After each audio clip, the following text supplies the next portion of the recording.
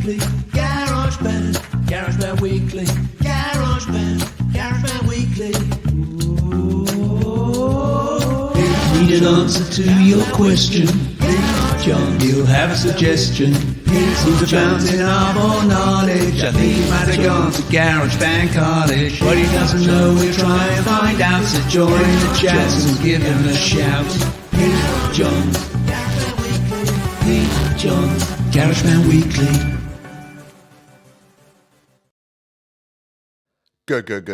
Good morning, good afternoon, good evening. Welcome into GarageBand Weekly for yet another week. Yeah, we're back in the old school blue couch studio with the PV amp on the shelf. It's just a green screen, but we are going to be looking at guitars today.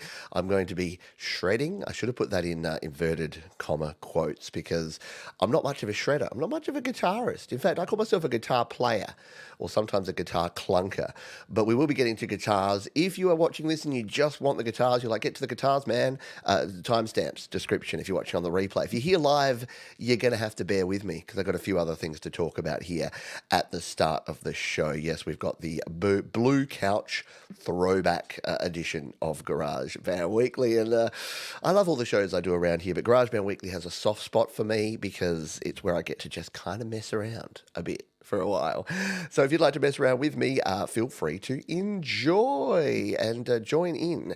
And if you've got questions, yeah, we're interactive, so you can ask your questions. I will tag them and I will answer them as we go through the show. So feel free. I've actually added in a new section for Q&A because as I'm getting questions through the week, I realize this would be a great place to answer those questions about GarageBand that I get directly or that folks ask over on things like the GarageBand Users Facebook group. So I will be answering your questions as we go. Thomas is telling us all sorts of cool ways that you can become a member of the channel. You can support me on Patreon, and my patrons have been very, very generous. In fact, they've allowed me to save up for a piece of kit that I'll talk to you about in just a moment. And your donations also help with keeping the lights on around here. If you know me and you know what I do on this channel, I'm not super extravagant. People say, hey, you've been doing this for 8 years now. Surely you can move away. You can graduate from GarageBand, or you can start using some higher end gear. Don't you have that gear lust that all the YouTubers have? Don't you want, RGB lighting around your studio and $1,000 preamps, all the outboard gear in the world? And I'm like, no. I actually want the exact opposite of that. As I get older, I want less. I think I'm going to become a Tibetan monk by the time I'm 50 because I like less clutter, less things, less cables, less cords, less everything.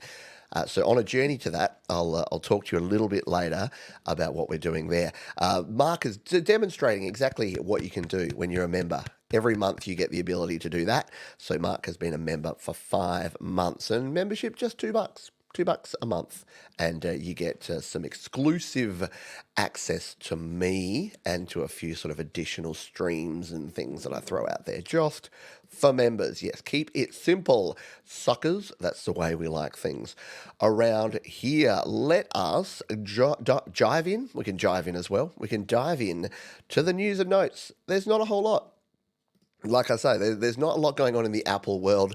We have had the iPad release and the iPad launch. I'm rocking the new iPad Pro M4. It's great. It's good.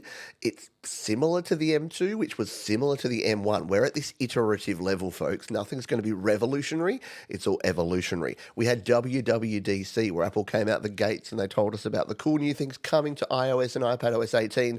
I demoed those a couple of weeks ago. Go back and check out that episode if you want to see what's in store, but don't update to the development beta unless you want bugs and crashes and all the things. Let me see if it's still doing it on my phone. Yesterday I fired up my phone and I got that. So that's all the icons that aren't the Apple. Oh no, look, there's Messenger there. But you can see there that very few icons have survived the great icon purge of iOS 18. Let's turn that off and on. While we're doing the show, let's power that down and see if I can fix it. Because, yeah. But I'm saying that to emphasize the fact that do not use a beta version of software, especially system software, unless you're really keen to have some challenges, shall we say, to ride the wave of bugs that you may be hit with. WWDC also announced some AI stuff, Apple Intelligence that's coming soon. We don't know when. We're assuming some of it will start coming out around September when Apple release their iPhones, because there's almost always, you can almost set your clock to it and guarantee that there'll be some sort of new iPhone event in September, because they just update it every year. And the iPhone, like the iPad, we're talking iterative. We're not talking like revolutionary new features. We're talking about a few tweaks here and there. Does indeed need a little bit more time in the oven to cook all of those things, indeed. So what are we talking about here? What have I been doing? Well, I've been spending money. Yeah. Many of you know that the first Mac that I ever bought and owned was the original, the OG 2020 Mac M1, absolutely minimum specs. I spent $1,099 for it, and it was a test run. It was to see, is a Mac something that I think that I will want to use, or am I going to go straight back to PC? I was intrigued by M1, I was intrigued by the Apple Silicon, and I thought, well, there's only one way to find out. And I thought, at worst, I spend $1,000, I don't love it, and I resell it quickly for 700 used. Like if it's just out of the box, and I'm the sort of person that keeps all my gear, we can resell it. Turns out I loved it. Turns out, with all of the foibles and all the flaws and all the ups and downs that we had with the new Mac, learning Mac OS, working out how to plug things in, grappling with OBS and the sound system and how cameras worked, and not having webcam settings, having to download a separate app for that. Despite all of that, I still kind of loved it, and I love the integration with iOS. So I became a Mac person, and for the last 4 years, I've been rocking my old school Mac. And just last week, I went onto the Apple website, and I said, before the end of the financial year, which here in Australia is the 30th of June, I need to upgrade my Mac. So I went here to Apple, and here's what I did see. I went here to the Mac Studio. Firstly, I went to the Mac Mini. Let's take it back a notch. Firstly, I went to the Mac Mini, and I'm like, all I really need, right? All I really need is a Mac Mini. I need a Mac Mini with the M2, but hang on, I need at least 16 gigabytes of RAM. And hang on, I need at least 1 terabyte or 2 terabytes of storage. And I went through all of these options, and then went, it's going to end up costing me about $3,000. For about that cost, maybe I could go and check out the Mac Studio. So I went back to the drawing board, and I went into the Mac Studio, and I went, yeah, this is what we're talking about. Big chunky monkey, and the extra USB-C ports. I'm always plugging stuff in. Let's check this out. Let's go to the buy button for this one, and scroll down and see that we're starting at $32.99 Australian, and that's for 32 gig and 512. And I could have bought one of those off the shelf at the time. What I've learnt, I was like, Johns, you learnt last time. You got bitten last time by under-speccing your computer. You're going to be using this for the next probably 4 to 5 years. This is not going to be something you're going to change for a while. So why don't you future-proof yourself? So I said, okay, you clearly don't realize what the life of a YouTube creator is at the moment, but we'll see what we can do. So I dove in here, and I thought, well, do I change the chip? No, you know what? The M2 Max is going to be ridiculous, considering I'm running the M1 nothing. The M2 Max is going to be fun. I don't need the Ultra, and I don't need the extra GPU cores. I'm not doing a lot of stuff with the GPU. Memory, though, I think I need to take the plunge. 32 seems ridiculously good in terms of memory for things like GarageBand and Logic Pro and other things, but I'm going to go with 64. So immediately the price tag increased, and then we went to storage. And I sat here looking at this screen for literally a couple of days to work out what storage option I would go with. Clearly, I didn't want to go 512. I've got 256 at the moment. I don't think 512 is going to be enough to store projects, video files, all the Logic samples, all the GarageBand stuff. So, 1 terabyte, yeah? Well, if you're going to go 1 terabyte, won't you hit that point where you're like, if only I had a 2nd terabyte? So there you go. That is what I bought. I paid nearly $5,000, which is officially the most I have ever paid for any computer. In fact, any piece of technology in my entire life is $4,799. So I say all that to say I really appreciate the members, the patrons, the donations, and the sponsors of this channel. And what I'm hoping to get out of this, not just to tell you, hey, I'm getting a fancy new computer, but what I'm hoping it can do is it means I can do more stuff on the desktop. The stream quality is going to improve as we see some of the issues with the processing happening right now with the quality of the stream. The ability for me to have everything, all my iCloud stuff, everything integrated. So for you as a viewer, it's going to hopefully improve things for you. So I've got decent internet now. I'm going to have a powerhouse computer and everything should all come together, yeah? That's the plan. We've got our fingers crossed. At the same time, I thought, what is money? I know. And I thought I need a new monitor. I loved the Apple Studio display when I was borrowing it from Apple, but I definitely can't afford that thing. It's $1,700. So I went for one of these, which is the LG Ultrafine. So there's an IPS display, it's 4K, it's got the ergo stand so I can strap it to the back of the desk and you can move it around for when you're standing to when you're sitting, and it should, again, just make me more productive. So, and I bought an Apple mouse, a Magic Mouse. So I'm all in. I'm all in on the Apple Mac. So yeah, what will you see around here? You'll see a little bit more GarageBand Mac and Logic Pro Mac now that I can finally use it properly. You'll hopefully get more videos and higher quality videos because I'll have the ability to have a piece of kit that's going to do it. The M1 has done it. By the way, if you're just saying, oh, so Pete's now saying we can't use an M1, of course you can. Yeah, absolutely. I've been using it for 4 years. It is still fine.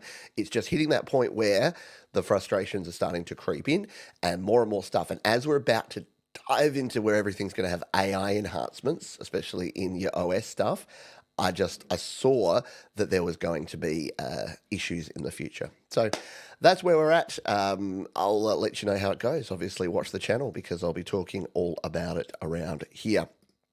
Hello, Mars Capone. I hope you are doing well, my friend. Let's move on to another topic. If you're here live or if you're watching on the replay, what do you think of AI music? What do you think of the state of AI music? Well, I had a bit of a chat with my friend Jade last week. We talked about all things AI music. There it is. There's the 2 hours extravaganza of us chatting about all things AI. So if you want to find out what I think and you want to find out what Jade thinks, go and watch the replay of that one because it was a lot of fun. And here's the thing, AI music's got some problems at the moment. Udio and Sunio and Sonio and Budio, all the different ones, they're all being sued by record companies. And the big three have actually come together. So Sony, Universal Media and Warner Group have all come together and they're all suing these AI music creation tools. So if you have thought, great, I could retire from music creation and just grab Suno and just create 10 songs a day and chuck them on Spotify and Bob's your uncle, yeah, Bob may no longer be your uncle. Bob looks like Bob's about to turn into your racist, vaccine denying, climate change denial uncle that just comes to every function and drinks too much and tells everyone what they really think. So we don't want Bob to be our AI uncle. Where am I going? I need my daughter. When I was ranting like this on the weekend, I heard my daughter was watching the happy hour and I just heard, stop talking, coming from the other room. It is what it is. So yeah, you can check out that stream and you can see what was going on and what our opinion of AI music is. Now, does that mean that AI tools, things that use automatic artificial intelligence for things like noise removal, for things like stem splitting, for things like session player instruments, are they all evil too? Well, I mean, I would say no, but let me know your thoughts because I would love to hear. Like, what is the limit? Is it electric guitar AI because it's using machines? Is anything that automates anything? What about an auto wah? Is that AI? What about your delay that taps into the tempo of your music and puts your quarter note delay? Is that AI? Again, it's all just branding, and unfortunately, all the branding of AI these days is making it look like it's going to do stuff that it can't do. So there you go. Alrighty. We have one more thing in our news and notes here, which is what's coming up. What's going on around the Studio Live Today world in the coming days, weeks, months?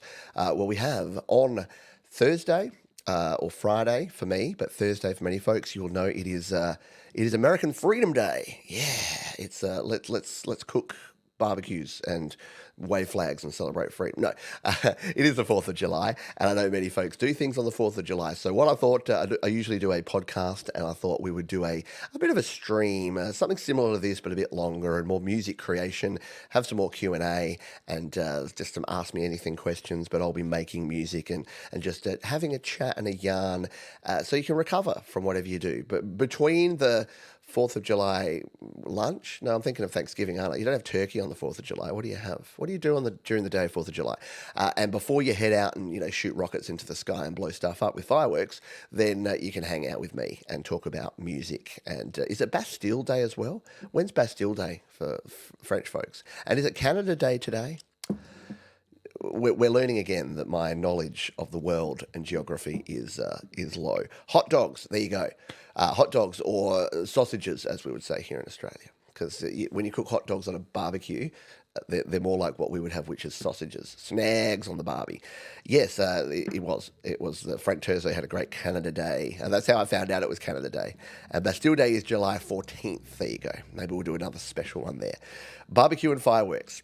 That's what the 4th of July is all about, barbecue and fireworks. Yeah, so it's all about fire, isn't it? So you fire up the barbecue, then you shoot fireworks into the sky, and then, yeah, that's it. Hello, Chalancy. I hope you are doing well. We've got some, so that's coming up. And next week, I'm taking a few days off, so next week's GarageBand Weekly will be pre-recorded for your convenience. So I'll be off doing something else, which I'll let you know about after the fact. But you'll get a pre-recorded episode of GarageBand Weekly. Yeah, happy Canada Day. I always say this, but Canadians are about 10% cooler than everyone else, both temperature-wise and awesomeness. There you go. Fireworks, burgers and dogs, and I hope some delicious beer. So yeah, celebrate America's freedom by drinking beer from other countries. That would be my tip. Just saying. All right, questions. Let's jump into the Q&A section. And we have a couple of questions that folks have already asked here. Kahalo says, what do you have against guitars? Why would you shred one? I know. I have nothing against guitars, and I would only shred one in the figurative sense of playing it with great gusto, which we'll be doing in a jiffy. Hello to I Regret Jumping. Very cool name, by the way. I need a cough. I Regret Jumping. I have a question. Just bought a new Mac for making music to replace my iMac. I can't figure out where to plug in my Firewire audio adapter. What gives? Yeah. Unfortunately, new Macs do not have Firewire anymore. So if you have a Firewire adapter, what you can get, and look, I'm not an expert on this because I have zero Firewire gear anymore, because to be very honest, Firewire gear is kind of not a thing that much, but I'm assuming you can get an adapter if we go Firewire to USB-C, because all of your new Macs will have USB-C. So I'm imagining that there is USB-C to Firewire adapters, and Amazon search shows me that, yes, there are. Now, I don't know what sort of adapter you'll need. You might need to YouTube it. I bet you that there is someone out there that has some sort of how to connect it. It's also known as IEEE 1394, which is your Firewire 800, I think, which is the latest standard of Firewire. So you should be able to convert that just by using a cable or by using some sort of Firewire to USB-C adapter. If anyone has used any Firewire gear with their newer Mac, then let us know. Well, yes, look, the Apple connector, the same thing in this world, right? So we went from the 30 pin to the Lightning to the USB-C. So over the last 15 years, basically about every 5 years, you need to buy a whole new set of cables and connectors or new gear. What do they call it? The built-in redundancy of gear. Unfortunately, it's part of life when it comes to being a technology person. Is you have to grapple with: do you update? Do you keep do you keep the old stuff, or when you update, what do you do there? So yeah, unfortunately, if you've got Firewire gear, if you've got older gear, you will need some sort of adapter to change that up. Yeah, They work better than adapters. So the cables work better. Yeah, usually cables are going to be better than adapters. So if you've got, depending what the plug is in the back, just check what that is. There's the smaller version of the Firewire, and then there's the bigger, chunkier one. So whichever one you have there, maybe grab a cable that has that on one end, a nice thick braided cable, and USB-C on the other end. And like I say, I'm sure you can go to the YouTube and find someone who is covering this stuff. Hello, Sean Chandler. I hope you are well, my friend. I had a couple of questions from folks that I wanted to cover here in the Q&A section as well before we dive in and play with some guitars. And that was, we'll jump over here. So I saw today on the GarageBand users group over on the Facebook. And if you want to join that one, go to Facebook and search GarageBand users. You'll find it easily over there. Someone was asking, they were saying, I've got my mix and I've got it where I want it to be. How do I get a final stereo track to do my mix down? And many of you may think about that and go, well, that's a simple question. Unless you've never done it before, in which case maybe it's not. And there are two key methods to do this. And the simplest way, to be honest, is to close out of your project. And this is where it is. It's not intuitive, because you would think there'd be some menu option up here to like export or bounce or create wave or something like that. But no, you have to actually close out and then tap and hold on your project and then hit share. And you want to share it as a song file, as an uncompressed wave. You want it to be 44 kilohertz, 24-bit, or whatever the highest bit rate and resolution you can is. Export it out, and what I tend to do is send it over to Audio Share, because I love Audio Share. Please do check out Audio Share if you want to. If you search my name, Pete Johns Audio Share, then you'll find some videos all about Audio Share and sharing your audio with Audio Share. It's an audio recorder. It's an audio file management app. You can trim audio, you can normalize audio, you can do all the things. So this is where it's at. So there is that early dusk 2.wave that's there. And then to bring it back in here into GarageBand, what you would do is create a new blank project file. This is what I do when I'm down to my final stereo mix. Brand new GarageBand file, and then if we go to the track view mode, what you need to do is go to the loops. Again, this is why it's unintuitive. This is why I don't blame people when they're first doing this for going, wait, you do what now? You go to files and you want to browse items from the files app. Now, wherever you've saved that, I've saved it here in my Audio Share, which doesn't seem to be showing us a location at the moment. Why is that? I usually have my Audio Share as one of my primary locations. Let's edit my sidebar. Add audio. Oh, it's because I haven't done a lot since I've got this new iPad. So it is the new iPad that's doing that. And then do that, and that's going to import this early dusk file into here. If we scroll on down, there it is. And then all you need to do is drag that over. Now, I know for many of you, you're like, that is music production 101.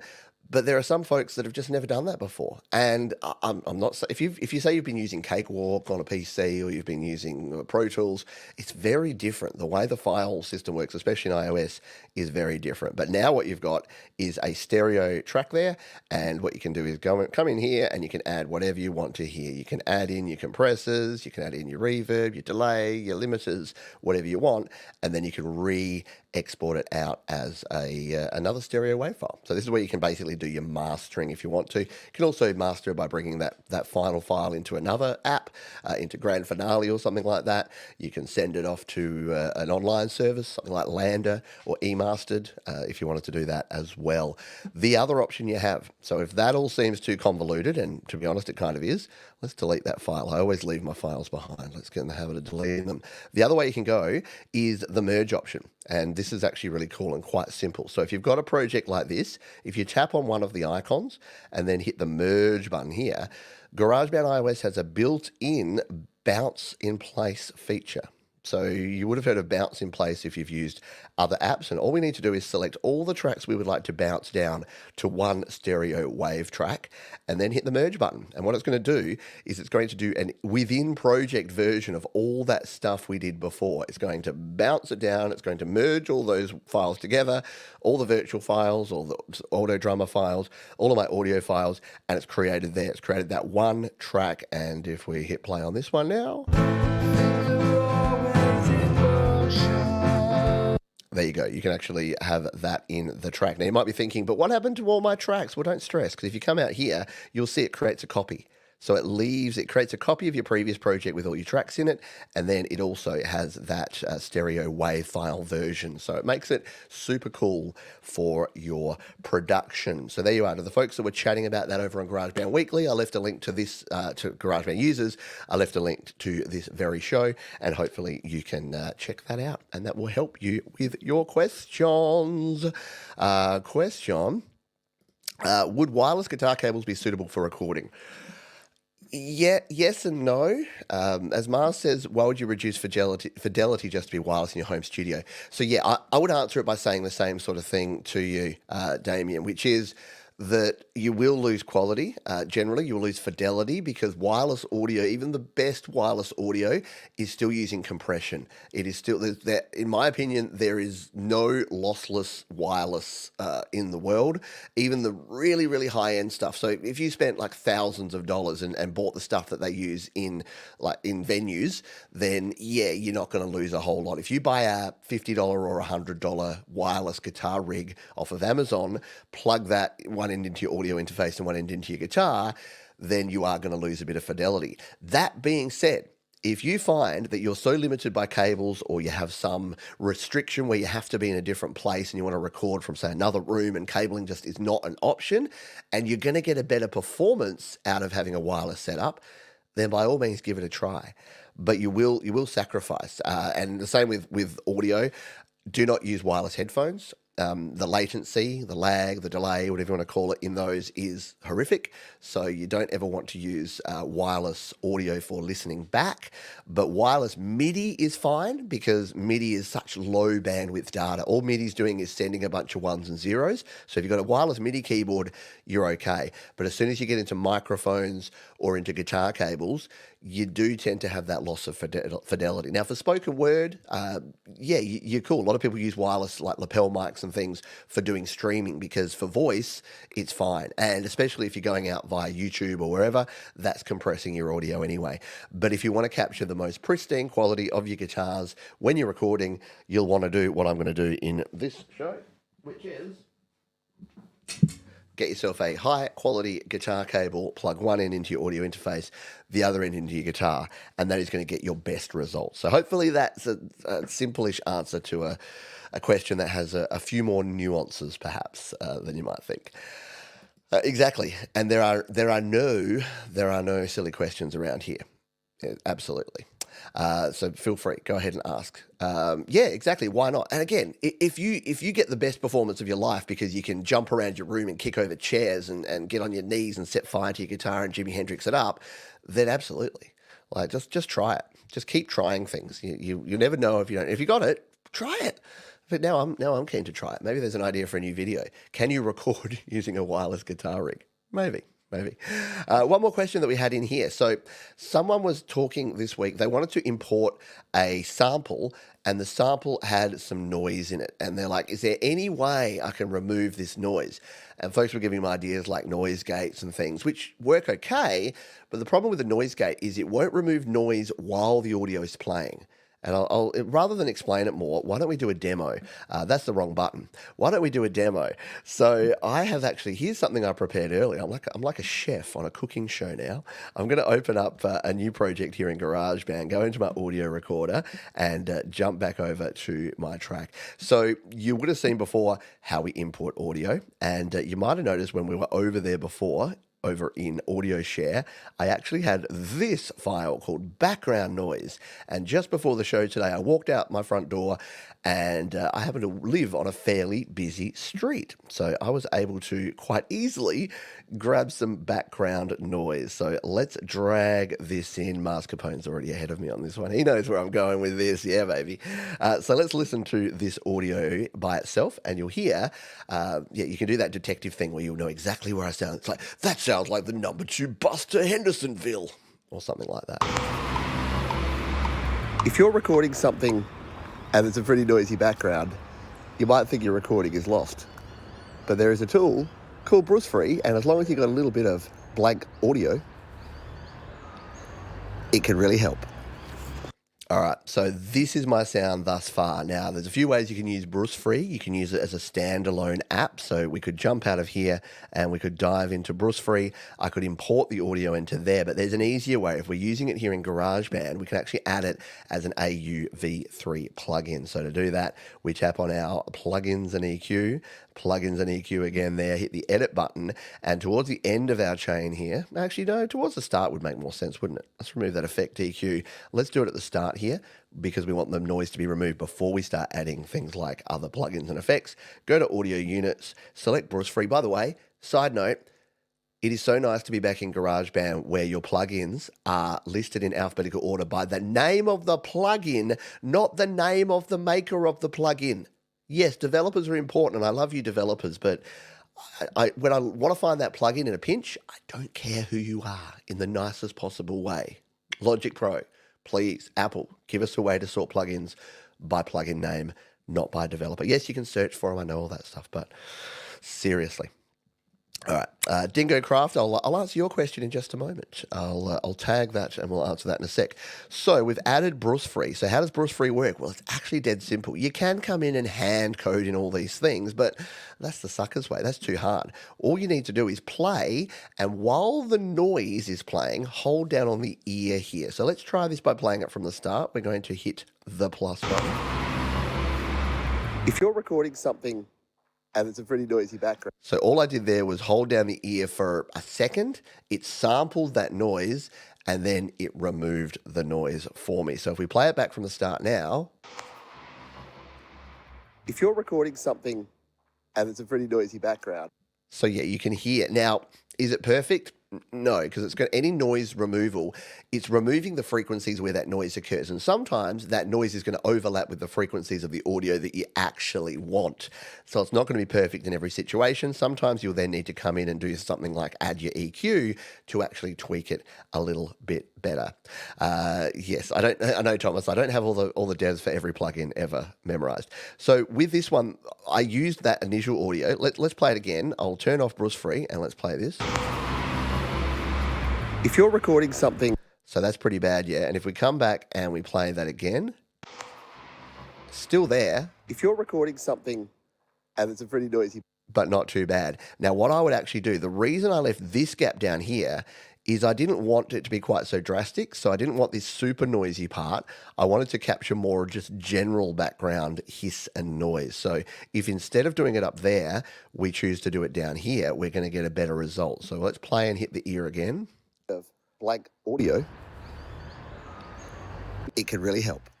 So this time we've sampled just that bit of blank audio, and you'll hear that my voice now hasn't had as much of its frequency range removed. Let's take a listen to it back again. If you're recording something and it's a pretty noisy background, you might think your recording is lost. But there is a tool called Bruce Free, and as long as you've got a little bit of blank audio, it can really help.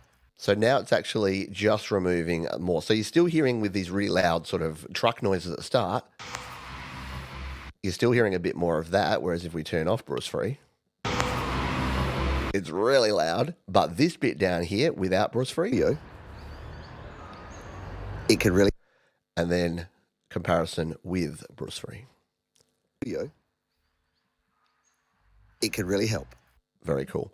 Yeah, and look, I think, as Jade said, I think is there a noise removal plugin? There's definitely, there's the one that they use for like vocal removal, which is, where is that? That is in the depths of the audio unit extensions down here, which is called Sound Isolation.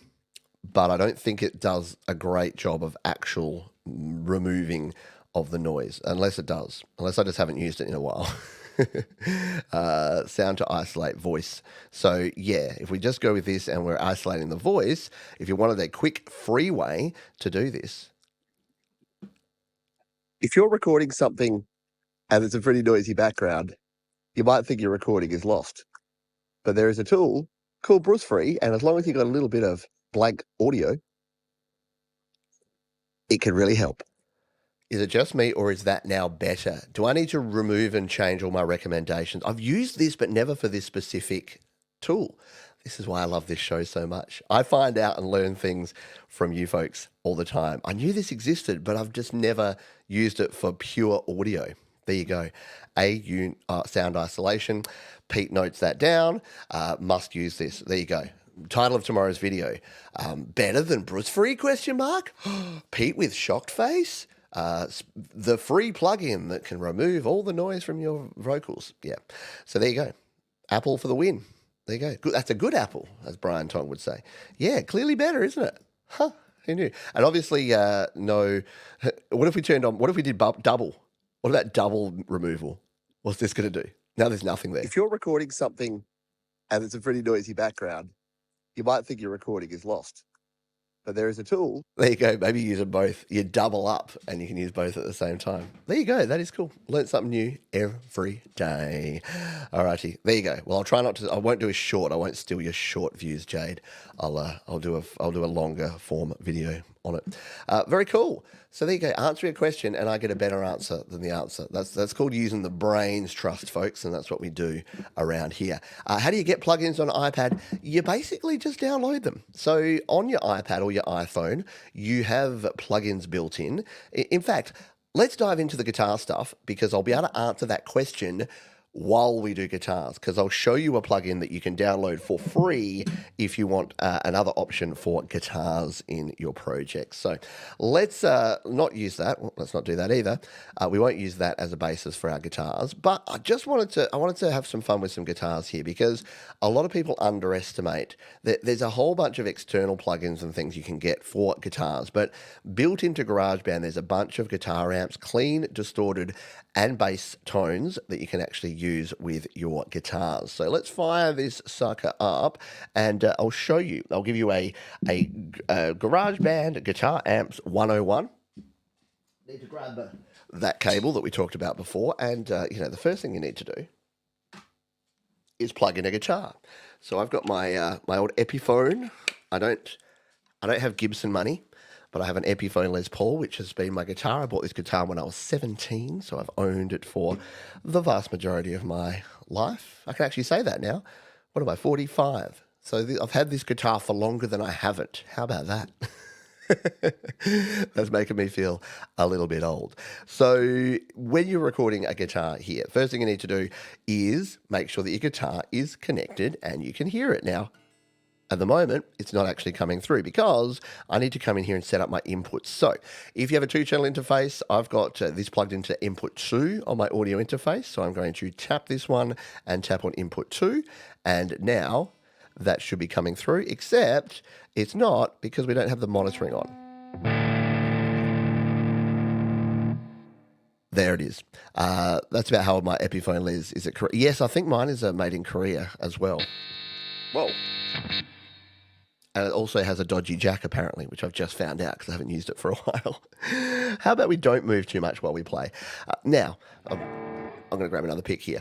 The great thing about GarageBand here is you have a noise gate there. So you can hear that at the moment the noise gate's added, which means it's going to cut off.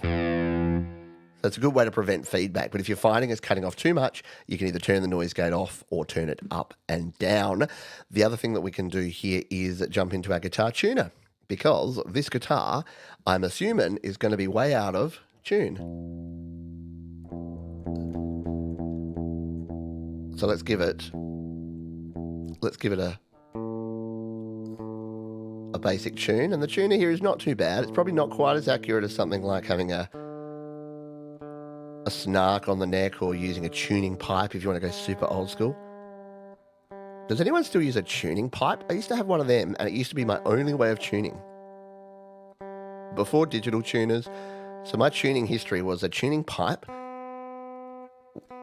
which is literally like a little device that has 6 little blowholes and it would blow the 6 notes you needed. And then I had a little Korg one that you could either plug through, so you could play through it, and then you'd sort of put it on the ground and it'd be battery operated. And then I've been moving on to things like the Snark. So the cool thing is that you tuner, and it's not going to have any of the effects, so you get the pure tone coming through there. Let's turn that one off, and now we should be able to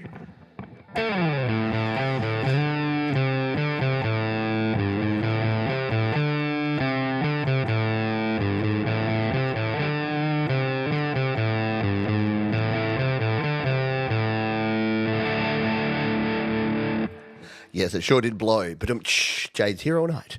Yeah, the old pipes, tuning pipes. So let's record in.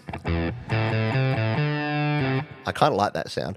So what I normally do when I'm recording guitars and I want to have a kind of guitar shreddy sound is put in some drums first. I know, sounds a bit strange, doesn't it? So if we... Actually, let's just record something in here. Just so that we've got a guitar track so we can go back to our tracks mode, because GarageBand's a bit weird. It won't let you back here unless you do that.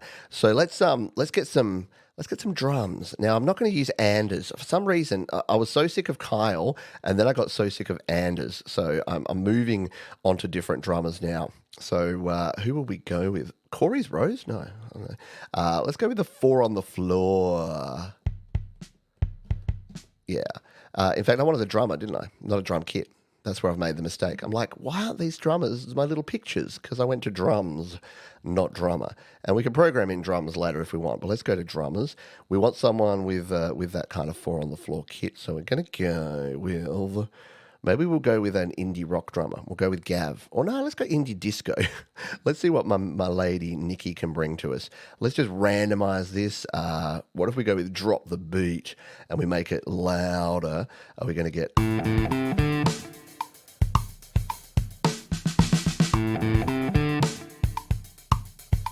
All right, so this may change up sort of what we play here, but that's okay. We'll experiment with this. We'll tap the plus button here. Let's just make sure we've got some bars. Let's give ourselves all the bars, 32 bars to riff around in, and we'll delete out my original guitar. So now we're going to play along with whatever Nikki's doing here. And to play along, we go back to our guitar and we hit the record button. I usually give myself 1 or 2 bars in and then start recording.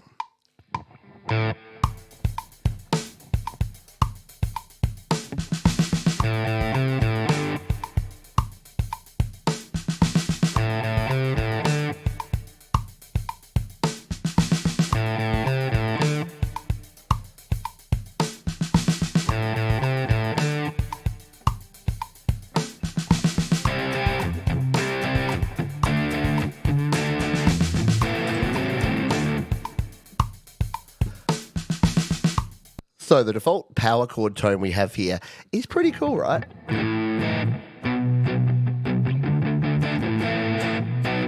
It's a bit like just a standard DS distortion pedal. In this case, it's got the H drive treble boost.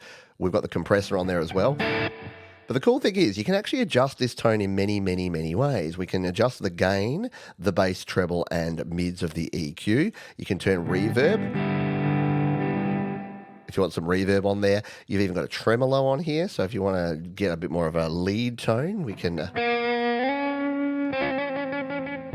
So what we're actually going to do, we won't do this on this one, so we'll turn that off, we'll turn the reverb off. But what we'll do is we'll duplicate this out, because maybe you want to kind of make it feel like you've got a second guitar using the same amp, but with just some different settings. Because let's be honest, that's what it's like in the real world. I know some people will say, choose a different amp and all different pedals, but who's got that in the real world? If you want something a little bit more realistic, what I would generally do is actually just add some treble and some reverb to this one, some tremolo, and give myself a tone. And I might even go up onto the bridge pickup.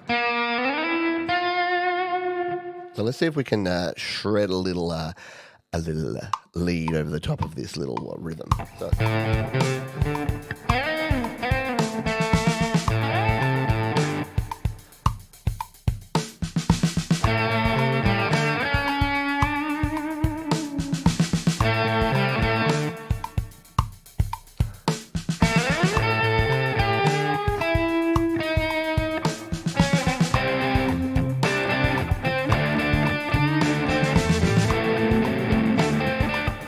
All right, I think I found my spot. It's hard when you're demoing and trying to kind of write a part at the same time, but I think I would like this to be up the top here.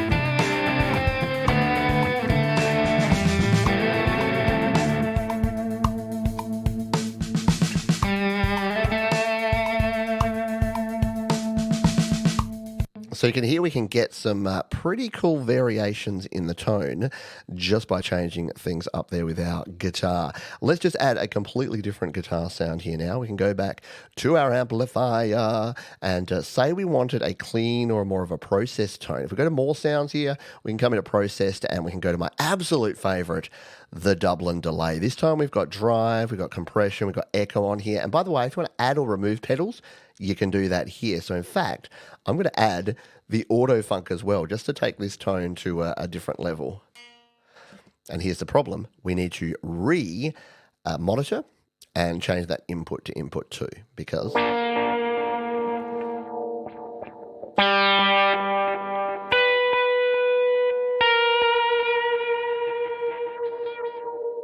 And of course, we can again change all the tones here. We can change what pedals we use. Let's take the drive. No, we need that drive, don't we? But we can change the settings. We can make the drive a little fatter. I don't really love the auto funk. Let's turn that off. All right.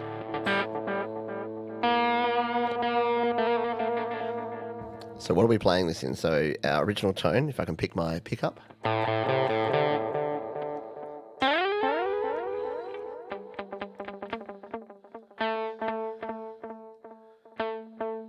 So I think we want to do some little picks over the top of this with our delayed guitar.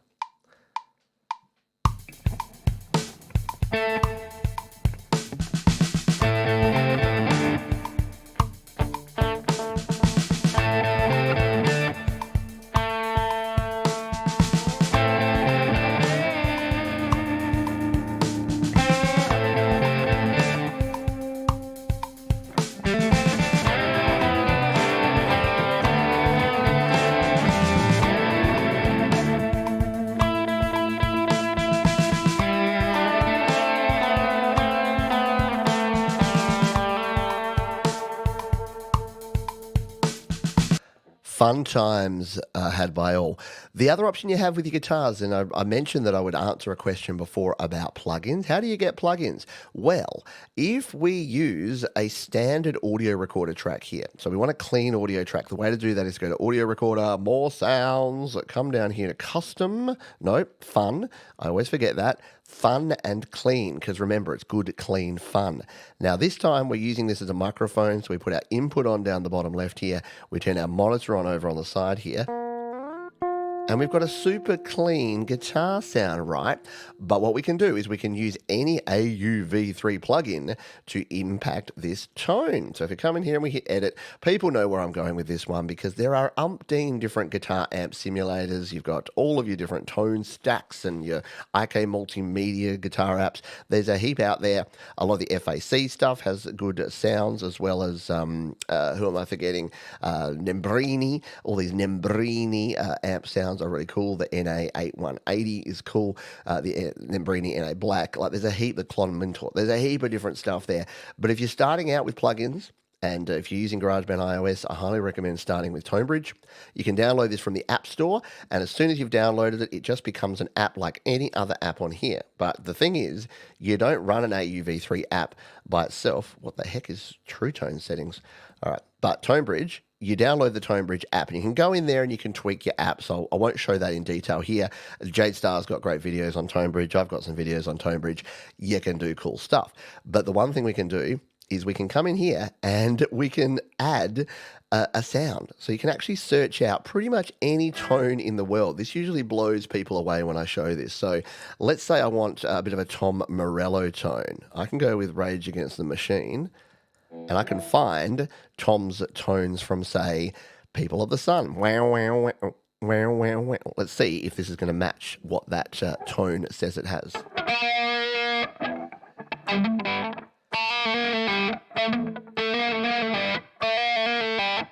Hey, people, come on. And obviously I'm using a Les Paul, so it's not quite the exact same tone. So you can dial in, and it looks so cool, doesn't it? It has the album artwork there. I mean, I love ToneBridge. If you're starting out, seriously, just play with ToneBridge. You'll lose a day just experimenting with different tones. Let's type Rage Against the Machine again. Let's grab a different tone. Let's go with the classic Killing in the Name of.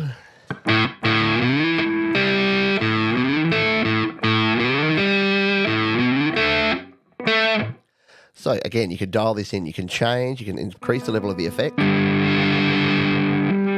can adjust your volume. Or you can do it on the pedal if you want to feel cool.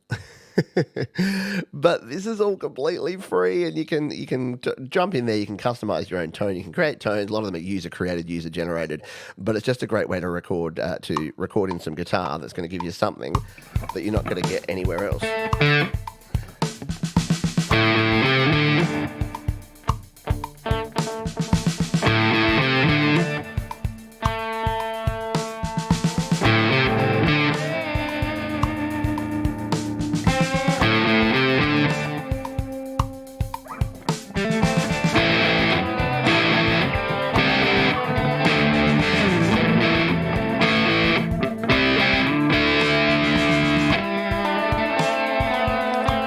And so on and so forth. So it just makes it for some fun times. If you like to shred, and you can see the sky's the limit here, you can go and add any other tone you like, but it sounds pretty good straight out of the box, doesn't it?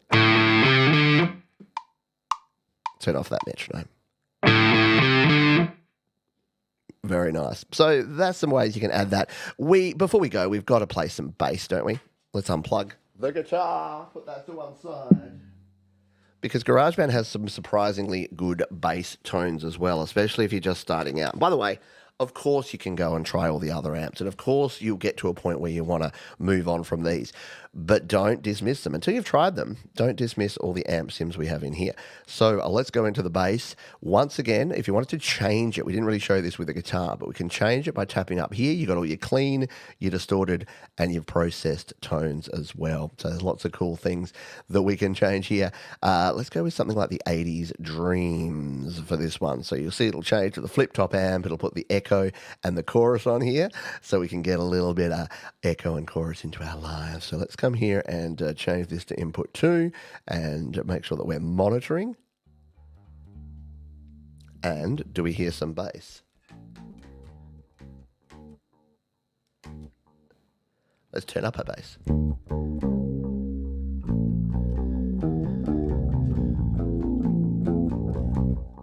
It's like you can't hand someone a bass and have them not play that, or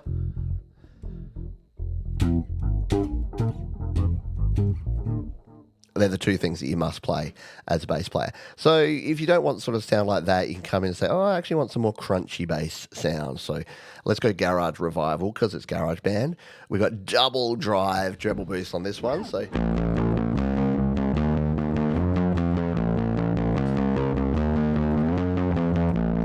I actually kind of like that. I like that riff. I'm going to get rid of everything else here, and I'm going to play with that riff instead. Oh, that's soloing. We want to turn all these off. I'm going to show you one more trick here. If you're using a 2-channel interface, and you might be thinking, how do I play this without actually not being able to see my other tracks here? Well, we can create a dummy track. So if you come in here and you create a blank audio track and put it on a different channel, so this time we're putting it on channel 1, what we can actually do is record on both at the same time. So we come up to our settings and go to advanced and make sure that we have multi-track recording on. What we can then do is have both of these recording, but just be recording the bass. So we could do something like this.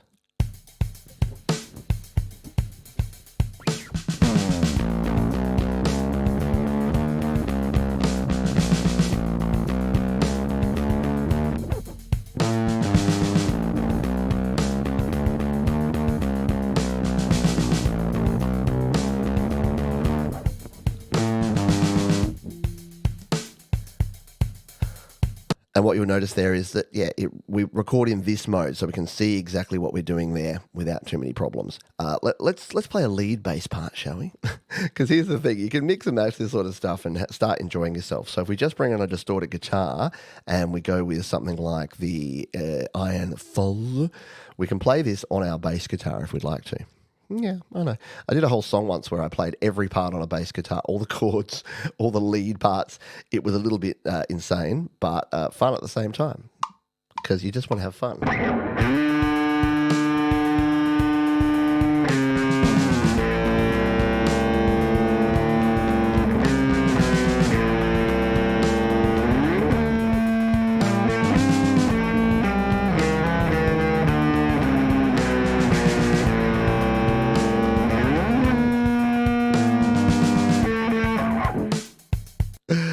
Can you tell I have fun doing this show? It's one of my favourite shows of the week because I just get to mess about for a while. So yeah, and you can see there, like I haven't got my my audio level up as high as I probably should have, but yeah, there's some fun tones to be had.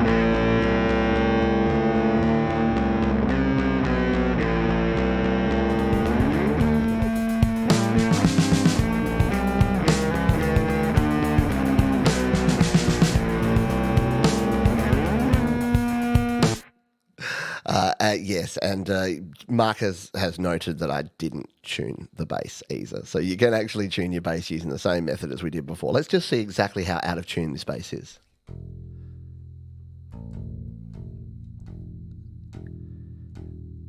It was nowhere near. It was the rare tuning of being tuned up to an F.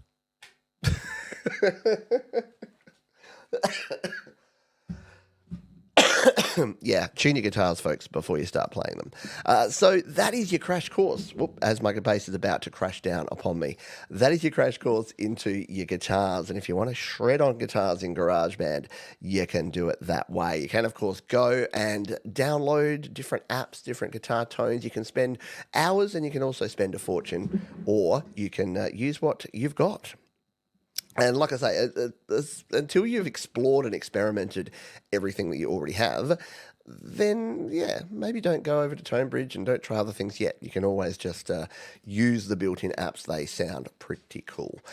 Righty dokie, that is going to do it. Yeah, lots of fun to be had just playing around. Did I write a masterpiece there on my guitar shredder from way back? No, not at all.